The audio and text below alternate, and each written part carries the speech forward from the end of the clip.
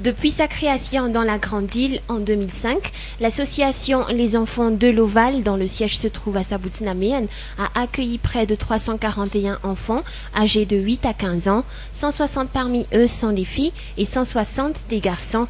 Apprendre l'école de la vie aux jeunes manquant de repères à travers les valeurs et les règles du rugby et d'autres disciplines et de domaines d'épanouissement, ces enfants sont éduqués pour devenir de vrais citoyens et savoir la notion et la valeur du respect, de la solidarité, de l'engagement et du dépassement personnel.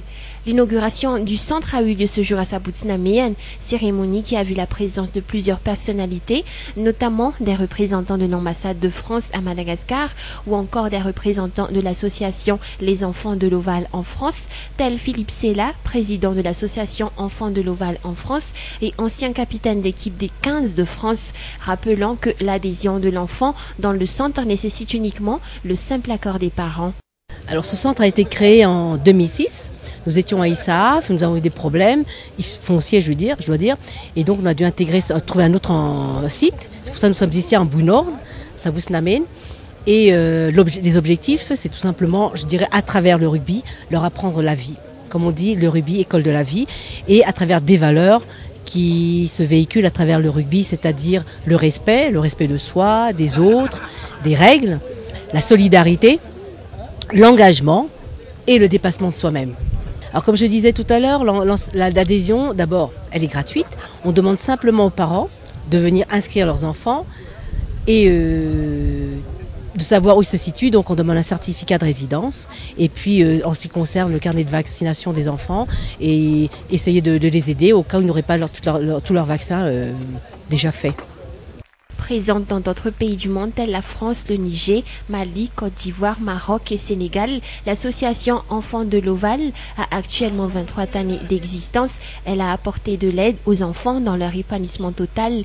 Une dizaine d'éducateurs, de formateurs et d'encadreurs assurent l'éducation et la prise en charge de ces enfants.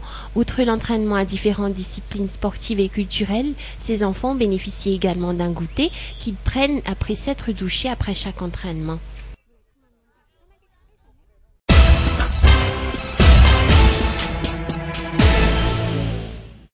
David Radzone a mis en exergue la citation de Jean Calvin durant son allocution ce jour lors de la porte ouverte de l'Institut d'études politiques, institut figurant parmi les universités réformées de Madagascar au sein de l'université FGKM d'Aveldon. L'IOP s'y a un Panjana pour ambition de donner une formation d'élite, pilier de l'état de droit à Madagascar, à ce que les étudiants deviennent des acteurs de développement local, régional, national et international, capables de répondre aux besoins de la nation. L'objectif de l'IEP vise également à octroyer une formation de haut niveau suivie d'un accompagnement professionnel, a souligné le président de l'IEP, David Radzone, ce jour. Les étudiants ont le choix entre 4 filières, à savoir le management des organisations des sociétés civiles, le management territorial et développement, le marketing, communication et journalisme, ainsi que les sciences politiques. L'Institut d'études politiques de Madagascar est ouvert à tous et sera présent dans les 5 provinces de Madagascar.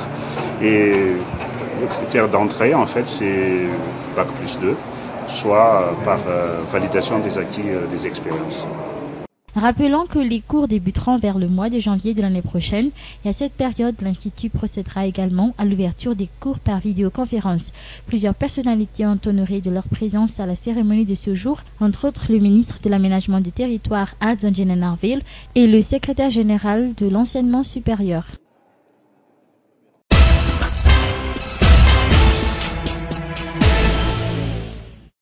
La société Jirama fait partie des sociétés d'État qui ont eu du mal à rester debout durant des années. À un certain moment, cette société a même connu d'énormes pertes et était dans la capacité de faire des investissements. L'État a dû renflouer ses caisses pour qu'elles puissent tourner normalement. Ces temps-là sont révolus, a déclaré le ministre de l'Énergie Rodor Ramanantsoa. La Jirama ne sera plus mise en contrat de gestion, une situation insoutenable pour la plupart des employés de cette société à l'époque. Selon le ministre de l'Énergie, la Jirama Jirama vit actuellement de ses recettes. Des mesures seront prises afin que tous les factures impayées des ministères et des collectivités décentralisées soient réglées, ces derniers qui seraient les plus mauvais payeurs au niveau de la Jirama. Ainsi, les travaux de branchement d'électricité vont continuer, a-t-on appris du directeur général de la société Jirama, pour satisfaire le besoin de la clientèle.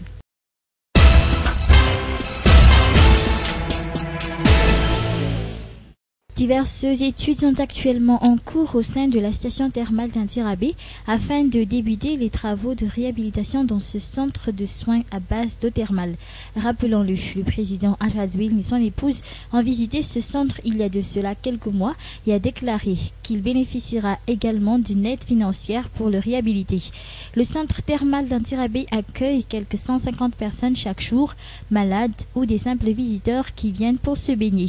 Les médecins en poste dans ce centre le disent toujours, se baigner dans les eaux thermales d'Antirabé est très bénéfique pour la santé. Le centre thermal dispose de 2 services. Il y a d'abord la salle où se trouvent les baignoires qui sont destinées aux malades qui ont besoin de soins spéciaux.